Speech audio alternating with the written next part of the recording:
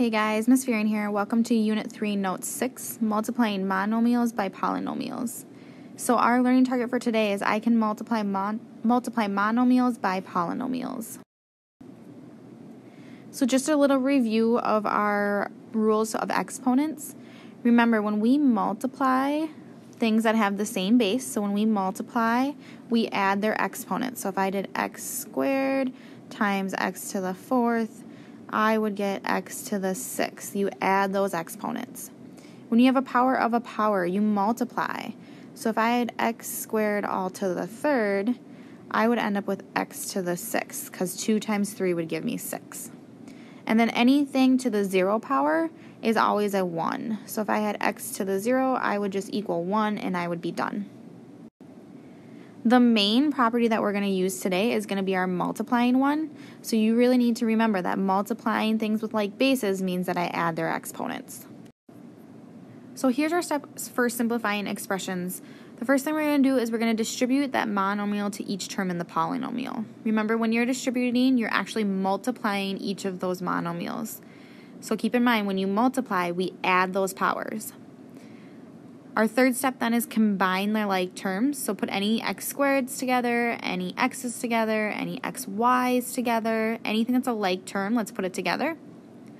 And then our last step is our most important one and the one that most people forget about. Put your answer in standard form. Remember, standard form is highest exponent first in decreasing order.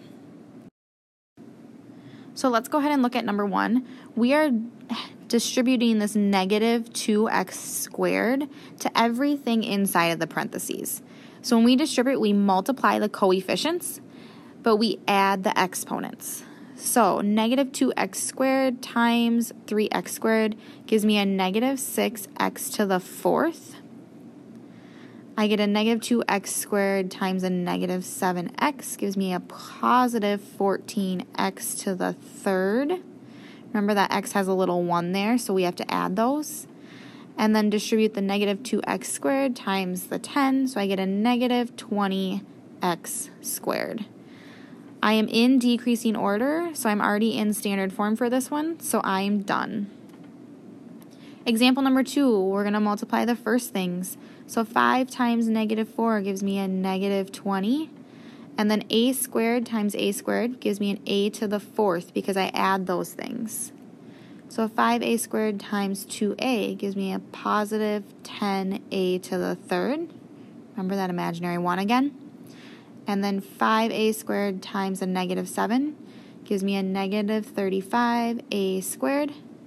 I am already in decreasing order, so again, I'm in standard form. I'm done. I want you to go ahead and try number 3 and 4 on your own, and then come back and check your answers with the work that's on my screen. So here's the 2 answers I got for 3 and 4. For 3, I got 24y to the third minus 54y squared. Remember, when you do that, they both have imaginary little 1s here, so we need to make sure that we add those together. And then I have a minus 42y. Number 4, don't forget to put it in standard form. That's always your last step. So the first thing that we got was this up here by distributing, but we have to remove it down into standard form with the highest exponent first and then going in decreasing order. So I should have got 24x to the fourth minus 12x to the third minus 6x squared. If you got either of those wrong, please come talk to me before moving forward in the notes.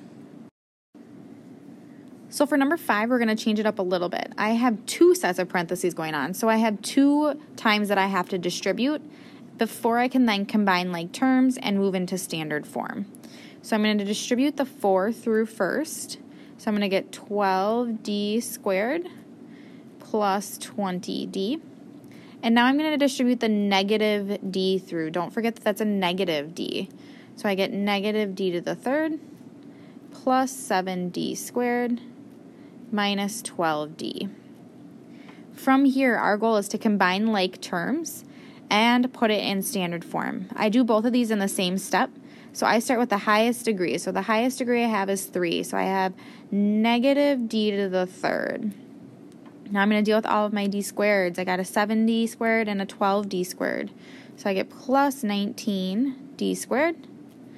And then I got to deal with the d. So I got plus 20d minus 12d. So I get plus 8d. I am in standard form, and I'm done. Example number 6 then is the same kind of idea. So we're going to double distribute. We got two different distributive properties going on. And then we're going to combine our like terms and make sure it's in standard form. So for the first one, I'm going to end up with 15x squared plus 6x minus 12. And I'm distributing a negative x for the second one. So I get a negative 7x to the third minus 2x squared plus 3x. So from here, I'm going to go ahead and I'm going to combine my like terms as well as put it in standard form. So I'm going to start with the highest power that I see, which is the 3. So I'm going to have a negative 7x to the third. Go to my x squareds. I have a negative 2x squared and a 15x squared. So I get plus 15x squared. Looking at my x's, I have a 6x and a 3x, so I get plus 9x. And then last but not least, I have that negative 12, so minus 12. And I'm in standard form then. That's my answer. Again, I want you to try 7 and 8 on your own using the idea that we just talked about, and then come back and check your work here. So for number 7, I got 36t squared minus 45. So what ended up happening is after I distributed, I ended up getting this negative 12t and this positive 12t. So those canceled out and gave me a 0t. So I don't really need to write that in there at all. There are none of them there. So since there are no t's, I end up with that 36t squared minus 45. Example number 8, I got 3x squared plus 18x minus 6. So again, if you got any of these wrong, please come check with me before moving on to the assignment.